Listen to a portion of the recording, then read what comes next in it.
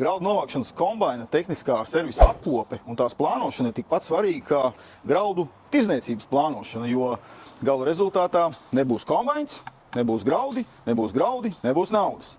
Un tāpēc mēs šodien esam pie Baltika Agro mašīnerija, lai uzzinātu, ko tad kombaina servisas apkopes laikā dara autorizētais servis Baltika Agro mašīnerija, šajā gadījumā runāja par klāsu. Emīl.